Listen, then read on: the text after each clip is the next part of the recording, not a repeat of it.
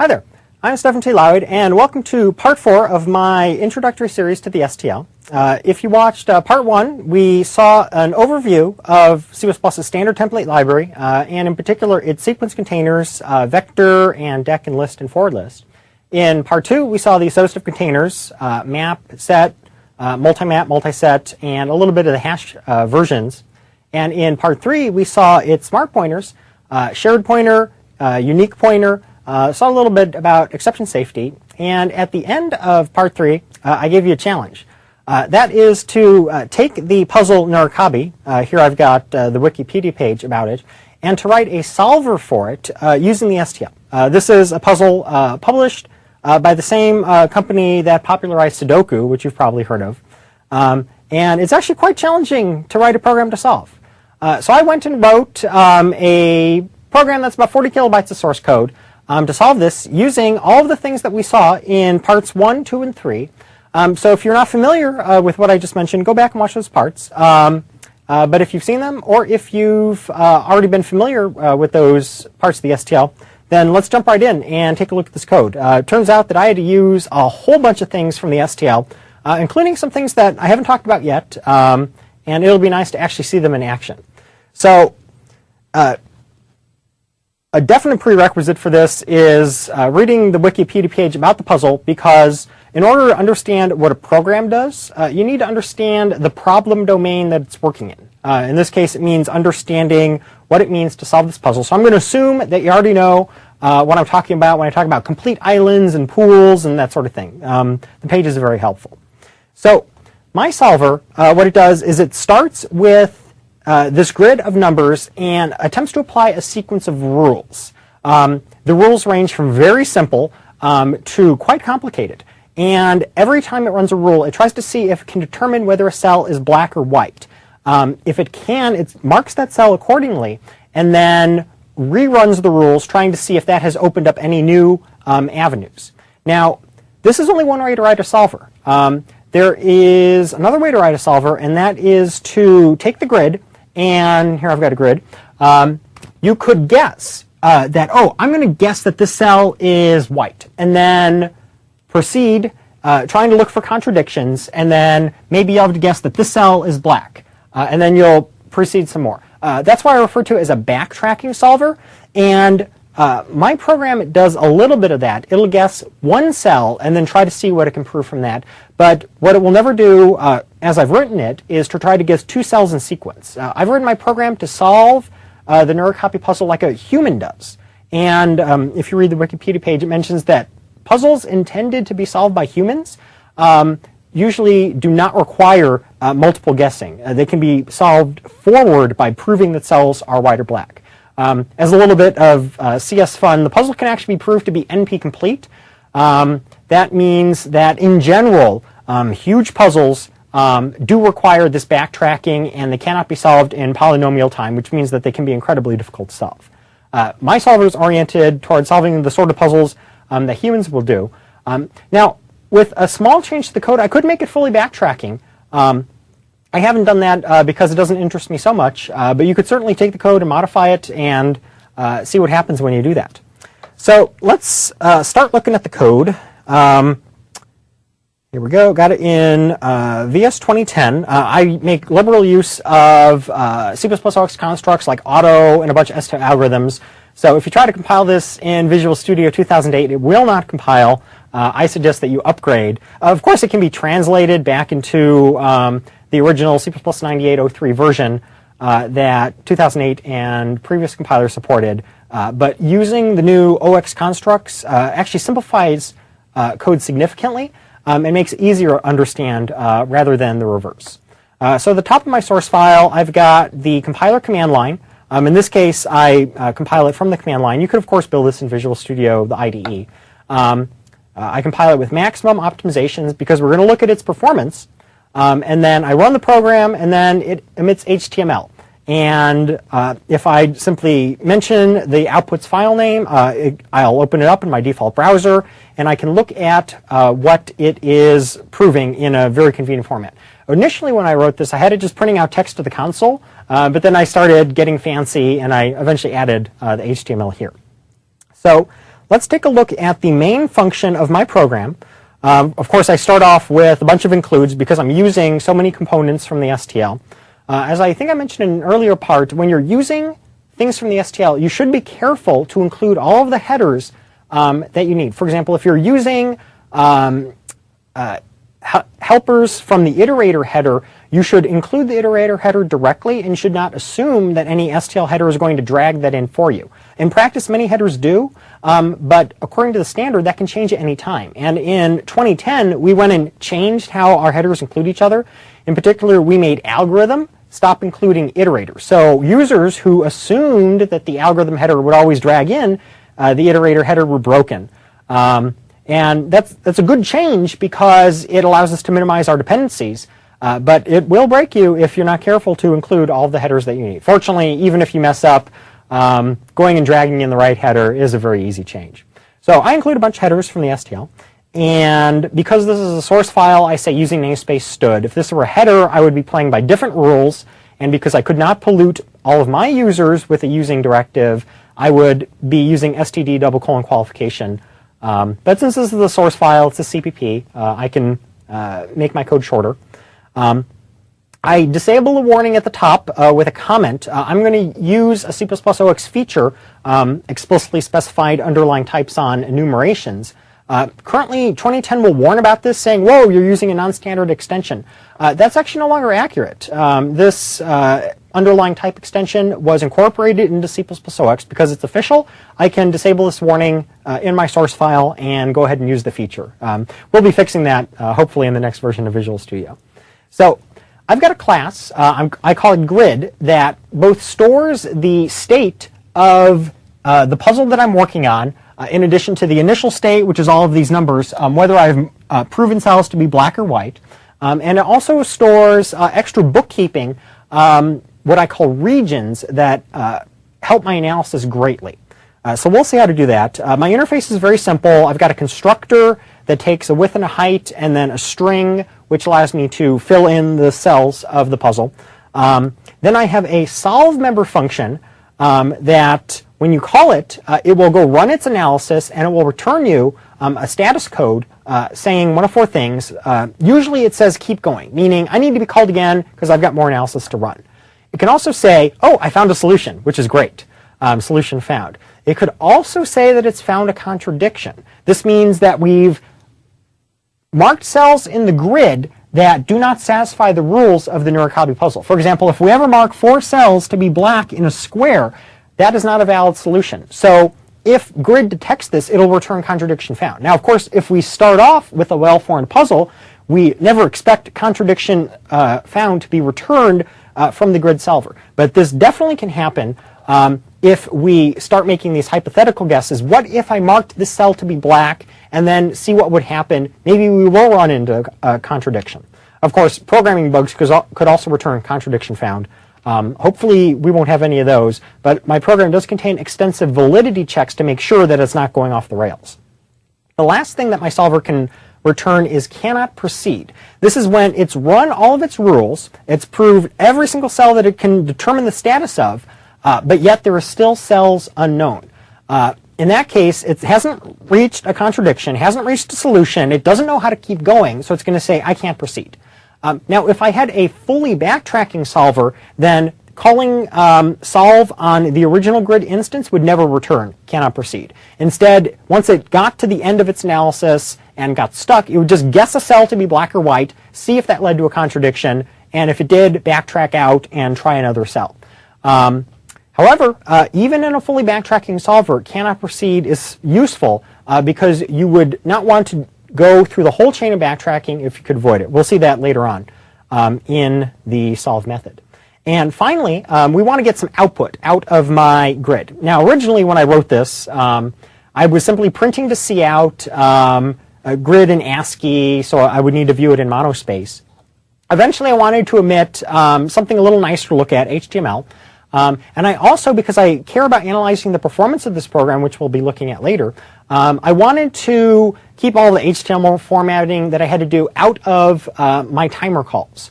So what I'm going to do is I'm going to build up a data structure as I try to solve the grid, and then when someone calls write, I'm going to format up some HTML, write that out to wherever the user wants, and I'm not going to time that. It actually happens to be pretty fast, but since I'm not so interested in the speed of that, I would like to do that in a separate pass. So that's what write does. It takes an OStream reference. This is the part of the C++ standard library that I mentioned that is not part of the STL proper. This is IOStreams. In particular, I could write to cout, but because this is HTML, I would much rather write it to a file. So this will actually be sent to an OF stream, an output file stream. And it takes a couple long longs, which is how I record times. So you'll notice that the interface of my class is very restricted. I can do very few things with it. That's because internally it's doing a lot of advanced analysis, but the user only needs to access a few member functions. So the majority of its code is private. This is usually good. You don't want to expose things in the public interface if the user doesn't logically need them. One thing that people new to C++ will often do is they'll add a data member to a class, and then they'll immediately add a getter and a setter, exposing that data member's existence to the world. Data member almost may as well be public, which is really bad. You don't want to do that. When you write a class, you want to think about, okay, I'm a user, I haven't written the class, I want to use the class, what interface do I need? And then you provide the interface to the user. You want to keep as many implementation details, things like data members, helper functions, things like that, private to the class so the user doesn't need to worry about them, and so that the user can't go break the class's invariants by accidentally calling member functions in the wrong order or in the wrong way. So that's why most of the stuff in my class is private.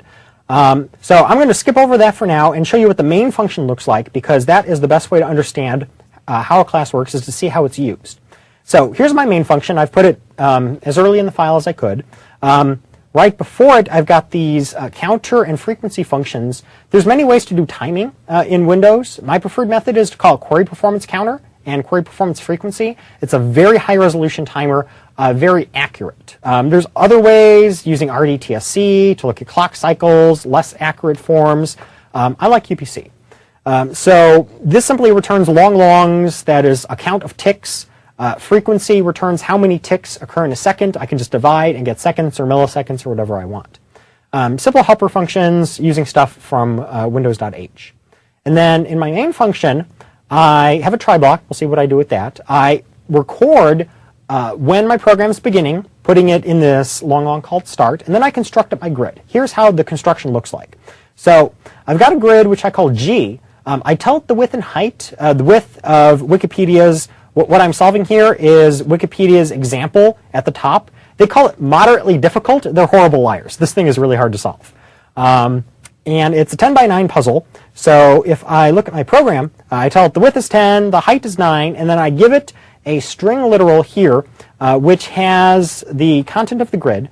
Unknown cells are spaces, and known cells are numbers. At the beginning, we don't know any cells are white or black, so I have no other characters.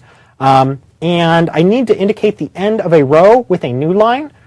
This is funny. This is a bug that my program initially had. At first, I didn't have these new lines there. Worked just fine until I tried to solve a grid which ended with a number at the end of the row, and then the next row began with a number. Because this is a single string literal, my parser saw a single number, like 21, instead of a separate 2 and 1. That's bad. So I break rows with this new line character here that my parser will correctly interpret. If you haven't seen what I'm doing here, C++ says, and C says this too, when you have string literals that are adjacent, in this case, here's a string literal, and immediately afterwards another string literal, they are concatenated at compile time. It's as if I wrote it in a single long literal. This is useful when you've got something that's like 200 characters long and you want to break it so that it occupies a nice width in your editor. In this case, I'm working with a 2D string, so I really do want to take advantage of this. Of course, it all happens at compile time. Once I've constructed my grid, this is going to parse the string, initialize some data structures, then I'm going to call its solve member function repeatedly. So I'm going to say, while g.solve, I'm going to call that, and as long as it keeps returning this constant grid keep going, I'm going to just loop. The body of my loop is empty. When this loop terminates, solve returns something that's not keep going. It either said solution found, contradiction found, hopefully not that, or cannot proceed. And it will have recorded that in the HTML output, so I don't need to look at the return value. Then I stop my timer. I'm going to record the value of counter in finish, and then I'm going to construct an OF stream. That's an output file stream from the fstream header, and I'm going to write to output HTML. This will open for overwrite, so if the file doesn't exist, it'll be created. If it does exist, its contents will be overwritten. This is exactly how fopen behaves. In fact, OFStream translates pretty directly into a sequence of stdio.h calls. It's simply object-oriented using IO streams, so I don't need to worry about closing it. Then I'm going to call a member function write on the grid and have it write to the OF stream and tell it how long that it took with start and finish, so it can put that in the HTML. Now, I mentioned that I had a try-catch block. So if anything goes wrong in my solving, for example, the string is malformed, or if I encounter a logic error in my programming, I'll throw an exception. And then the try up here will intercept that exception, send it to the catch. If it is a stood exception from the exception header, I'll catch that and I'll print out what went wrong. It'll say exception caught. It'll print it to the standard error stream, again using IO streams. Print out whatever message was in that exception and then return exit failure. Or if some exception object whose type I don't know is thrown, then this catch block ... will activate and it'll say unknown exception caught. So no exceptions will leak from main. Now, of course, this is an example program. If I were writing a real program, I would want try-catch blocks at program boundaries. These are things obviously like main functions where exceptions can't leak through. It could also be I'm writing a DLL and all of my functions have to have C-like interfaces, so only talking about pointers and ints, no STL data structures. I can't let exceptions leak through such an interface, so in that case I need a try-catch block on every method exported by my DLL. Non-member function exported by my DLL. Or if I'm writing a COM object, I need to have my COM methods returning H results and not exceptions. So I'd love to use exceptions internally, but when I reach my COM function and I'm about to return to the user, I need a try-catch block there to translate exceptions that I used internally into H results or whatever error codes that I happen to be using. So that's where you should see try-catch blocks. If you're sprinkling try-catch blocks in little places throughout your code, you're probably doing something wrong. Exceptions are for non-local error recovery. So if you're trying to use them for local error recovery, executing a statement and then immediately putting a try-catch around it, you're either doing something probably not quite right, or you're using a function that has been misdesigned. The usual example is boost lexical cast, where if you try to parse something and it's malformed, it'll throw an exception. Often you don't want that. You'd want it to return a error code of some kind to immediately deal with it. So that's my main function. Now let's look at the data structure stored by my grid class in addition to all of its helper functions that we'll be going through. So when I look at my grid, I immediately start off with a helper enum called state. Now I mentioned that thing about underlying types. Here I'm using it. So I'm using an enum here. This is a little bit of C++ core language because I don't want to confuse the states that a cell can be in with other numbers like coordinates. An enum offers sort of one-way protection. You can't convert an integer to an enum. That's prohibited. But you can convert value of an enumeration to an integer. And I actually want this because I'm going to store numbers that cells have been marked with in the enum.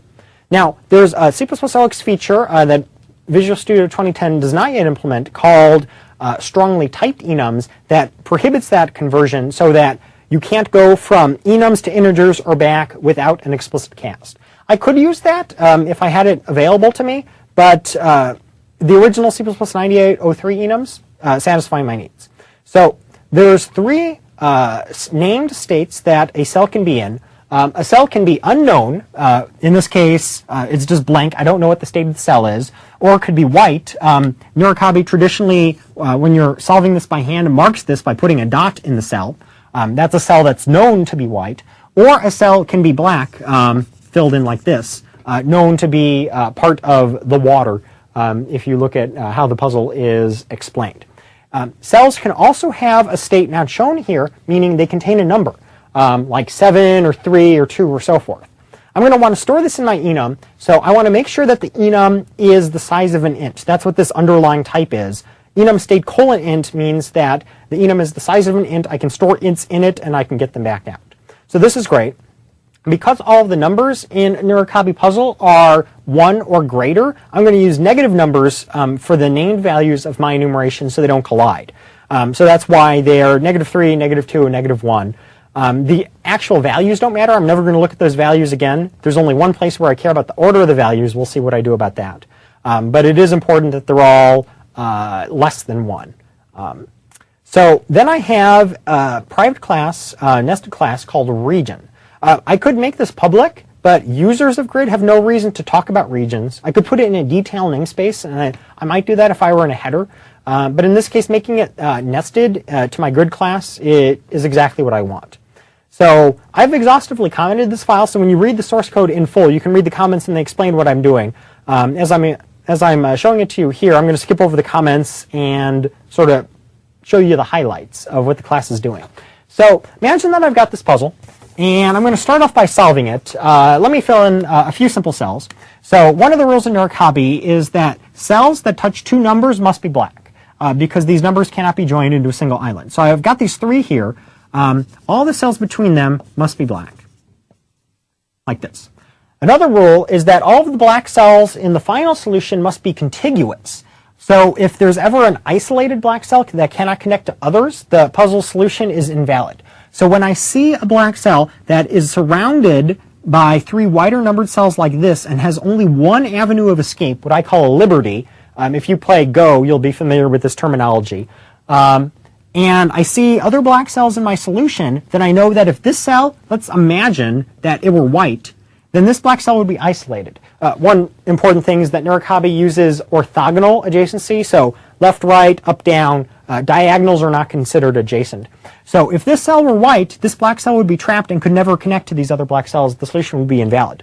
So when I see a cell that is bounded on 3 sides and has one unknown cell next to it, then I know that cell must be the same color. So this black region must expand.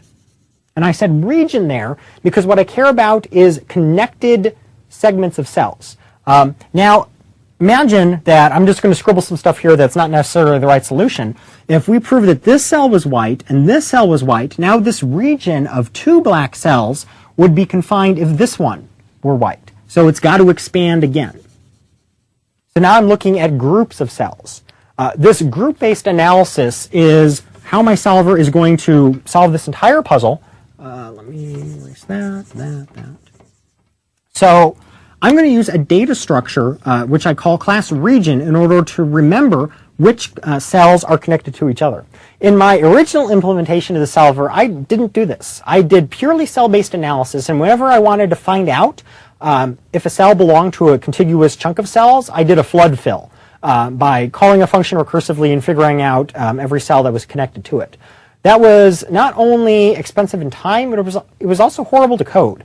By storing this information in class region, I can do the processing essentially once, update my data structures, and then I can very easily, both in time and in code, ask, hey, you cell, what other cells are you connected to? So that's what class region does.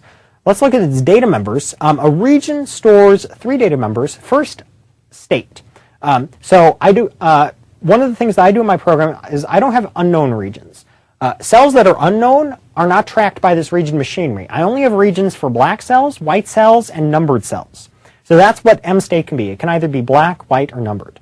Then I also have a couple sets that, these are sets of pair int. What this means is that they're storing all of the coordinates, xy coordinates, that comprise the region. So mcoords, imagine that I've got a region of 2 black cells here. This is what I'm doing. I have a comment in the file that mentioned this. I use an upper left based origin. So the x coordinates, which of course start at 0, look like this. And the y coordinates, which start at the upper left, look like this. So imagine that I had proven that these 2 cells are black, which they are. I'm going to have them a region data structure keeping track of this, and it's going to have a set whose mcoords member contains x equals 7, y equals 4, and x equals 7, y equals 3. The other thing that it tracks is it tracks what unknown cells surround the region, because very often we want to ask, hey region, are you bordered by exactly 1 unknown cell, or 2 unknown cells, or that sort of thing, or no unknown cells? So that's what munknowns is. in this case, this region here is bordered by 3 unknown cells, this one, and this one, so this set would have those coordinates. Now, the important thing about regions is not only do they remember which cells are connected, they also remember the case where you've proven that a white cell is connected to other cells. So let's go back to these 3s here. We saw that the cells that touch these 3s must be black. Now look at this 3. If the cell below it were black, then this 3 would be confined, and it's saying that it needs to be part of an island of 3 cells. It can't be confined to a single cell. So it's got to expand down, same principle, this cell must be white. Now, even though this cell is white, we want to keep track of the fact that it's connected to an island that's going to be size 3. So the cell's state will be white, but the cell's region will be numbered, and that number will be 3. This is extremely important, and it's what makes the solver so powerful and efficient. So that's what state is. It has a bunch of helper functions, members. I keep the data members private because direct access to them is probably not a good idea. But I expose lots of ways to look at and modify the sets. Now, region is a nested class that's private to grid. So although I encapsulate region a little by making its data members private, grid is mostly expected to keep regions and variants correct. If I were writing this for consumption by users, it would probably have a somewhat different interface. So I've got a constructor. I can tell it a state, an x and a y, and what unknowns border this cell's coordinate. Now, whenever I know that something must be impossible, I'm going to throw a logic error. There's other ways to do this. I could use asserts. Many people are fond of that. I myself use logic errors. There's some people who believe that throwing exceptions in the face of programming errors is a bug, and that you should always use asserts. I'm in the camp that says it's okay to throw logic errors sometimes, but it is controversial. There are many people who disagree with me. So if you think that this is silly, then you can replace this with an assert. But one thing that I definitely want to verify, no matter how I go about it, is that I don't want to have regions whose state is unknown. So I can verify this in the constructor. If the state is unknown, I'm going to throw a logic error reporting what went wrong, and then after this I know the state is known. And then I'll insert the coordinate. I have a bunch of functions that will return whether the region is white, black, numbered, what its number is, if it is numbered. Again, I've got basically an assertion here saying that you better not call number if the region does not have a number itself. And then you can do a bunch of operations on the region, like iterating through its coordinates, iterating through its unknowns, adding coordinates to the region, and so forth. Grid is responsible for updating this bookkeeping data structure. So one of the things, let's see, we have a bunch of helper functions here. We'll see what they do below. Now, the most important part of grid is the data members. So here it's going to store its width and height because we're going to refer to them all the time. It's convenient to have them. It also calculates the total number of black cells that will be in the solution. This makes some forms of analysis significantly simpler. There's comments that explain what's going on here. And finally, the sort of central part of its data structure is m_cells. Now, this looks kind of complicated if you haven't seen extensive use of the STL before, but what it's doing is actually very elegant. It's a vector-vector pair state shared Porter region, but what that means is the first part is vector of vector. That's a two-dimensional vector. So if I'm going to sketch this out, here's the first vector. This is m cells. Now, I'm skipping over a bunch of stuff like the fact that a vector is really a triple of 3 pointers that points to a block of memory. Here I'm just showing you the block of memory. I'm assuming that you understand that part. And it contains subvectors like this. Now, the STL doesn't require that all of these subvectors be the same size. This vectors could be ragged with different sizes for each of the subvectors. In this case, I want a rectangle, so I'm going to construct it so that they're all the same length. And then what are the elements of my subvectors? Well, they're pairs, and every element is going to have two things, a state. So in my grid, I'm going to mark, say, this cell as being black, and this cell as being white, and this cell as being numbered with 3, and so forth. And it also has a shared pointer to region. So this is that bookkeeping data structure that I was mentioning. If I've got a cell here that's marked to be white and a cell that's marked to be 3, they're going to belong to the same region. So I'm going to have a single region data structure sitting in memory. that's got its state and M coords and M unknowns that we saw. And W and 3 are going to have shared pointers to the same object. And as we saw, because it's a region that's eventually going to occupy 3 cells, it's going to be numbered with 3, and it's going to have sets that say I have this coordinate, and I'm bounded by whatever unknown cells. Same with the black cells. They're going to have their own regions, but the unknown cells do not. I've got a comment here that says that if the state is unknown, this shared pointer region member is going to be empty. So if I want to access a cell in constant time, remember, thinking about asymptotic complexity is very useful. I could say m underscore cells, which is a vector of vectors, and I've arranged it so that the first axis is the x coordinate, and then so that's getting me a subvector. Then I say y, this gets me an element of the subvector, and this is a pair. So if I say dot first, this is the state of the cell. If I say dot second, this is the shared putter. Second. And then I can ask it, okay, are you black? Are you white? Are you numbered? What is your beginning iterator of your set, and so forth. I have helper functions because I don't want to be saying this all the time. Instead, I can simply say cell of xy, and this expands to this. Then the other thing that my grid keeps track of is the set of all regions. Now, some parts of analysis want to look at individual cells. They want to ask, okay, is this cell part of a region? One simple form of analysis is if I say, I'm just going to scribble in here, 3 black cells, then pools are prohibited in the solution, so this cell must be white. This is a cell-based analysis. Other forms of analysis want to look at regions. They're going to look at a whole region and say, is this region bounded by a single unknown cell? Is it complete? Is it bounded by 2 unknown cells? Are they diagonal? That sort of thing. So I'm going to want to iterate through all of the regions, and so what I do is I keep a set of shared putter to region. And what this is imagine that I've got a region here. This region is marked as black. Maybe I've got another separate black region pointed to by some other cell. I've got a white region that is not yet known to be connected to a number. Suppose that these are the regions that I've discovered so far. Then my set of shared putter to region called M regions is going to allow me to iterate through just these regions in a linear time.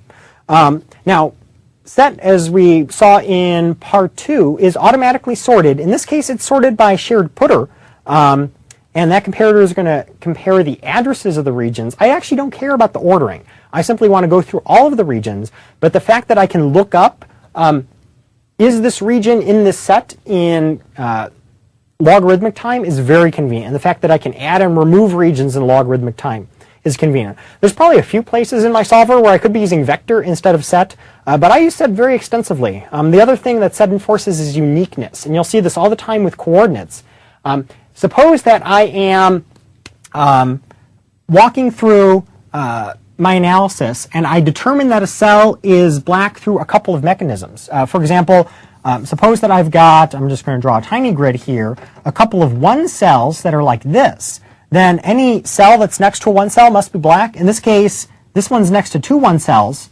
So I could add it to my mark as black data structure twice. But I only want to actually add it once. Set will enforce uniqueness if I've got a set pair int, and that's exactly what I want. So that's why I use set extensively. Finally, I've got a member called sitrep. This is set to keep going, but if I encounter a contradiction, my solver needs to remember this. The easiest thing to do is put it in a data member rather than trying to pass it out through a bunch of functions. So that's why it's a member. And finally, I mentioned that as we're solving the grid, we build up a record of what we've done and then convert it into HTML later. That's what moutput is. As we discover that a bunch of cells have changed, we push into this vector. In this case, I do care about the sequence. It's a tuple. Tuple is a generalization of pair. It's a pair with an n number of elements, in this case 3 elements. The first thing that I store is a string saying what happened, like, oh, I found complete islands. Awesome. The next is a 2-dimensional vector of states. This is just a copy of the new state of the grid. I don't care about regions when I'm printing the HTML, so that's why it's not a pair of state shared putter region. And the last thing is I need to know what cells are updated because I want to highlight them. So that's what the third member is, set pair int int. That is a set of coordinates of cells that changed. and then that will be converted to HTML. Let me show you what that looks like. So what I print out, I just open it in my browser. It prints out its initial state. Here I'm using CSS to style it nicely. Cells that are white have a white background, same with numbers. Cells that are unknown are this light gray. Cells that are proved to be black or dark gray. I thought this was pretty visible. And so here's an example. When it finds complete islands, which is the simplest form of analysis, here's a 1 that's complete. So it's got to be surrounded by black cells. It marks them. Here I've just put a hash to indicate that it's black. And it prints out a message saying complete islands found. The next thing that it prints out is it finds that this black cell in the corner it has only one unknown cell adjacent to it, and it must expand. So in that case, the cell above it must be marked as black. So whenever a black cell is newly marked, I highlight it with teal, which kind of looks like dark gray. Then on subsequent printing outs, it remains dark gray to indicate that I've already proven its state. When I find that a cell is white, then I'm going to highlight it with yellow, and then on subsequent printings out, it's going to remain white. And I do all of this in my print member function, and I actually display this with CSS. That's very simple. You don't need to know HTML to know how this works. So that is an overview of how my solver works. I'll post the code in full so that you can read through it. I sort of view programming as a solitary activity. You know, you sit in your office and you write a bunch of code, and then you go share it with other people. But when you're writing code, you really want to think about it in depth because code is complicated. Even when you're using powerful libraries, the problems that you're trying to solve are usually at the very limit of your abilities as a programmer.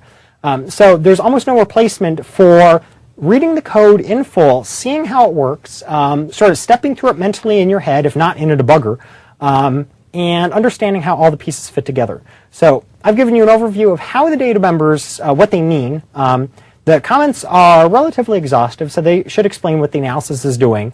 The solve member function is rather large. I could have broken it up into smaller functions to do piece by piece, but in this case, doing it as a single large function seemed to make the most sense to me.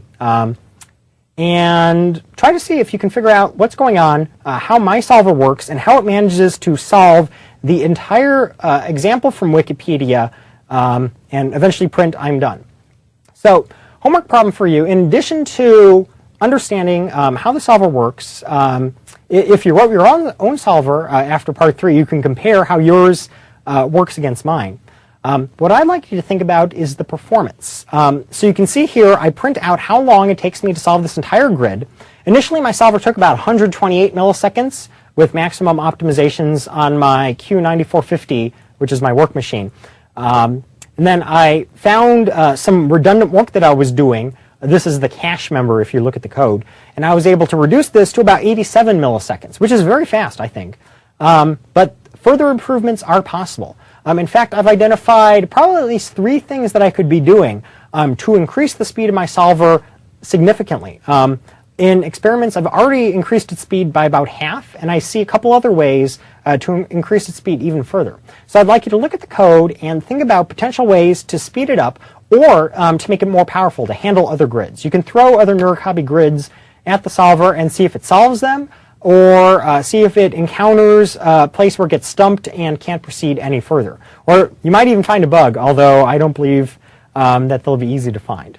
So in the next part, I'll go through how solve works in detail. We'll see a lot of uses of the STL and things that we haven't covered yet, like regex and a few STL algorithms. So see you then.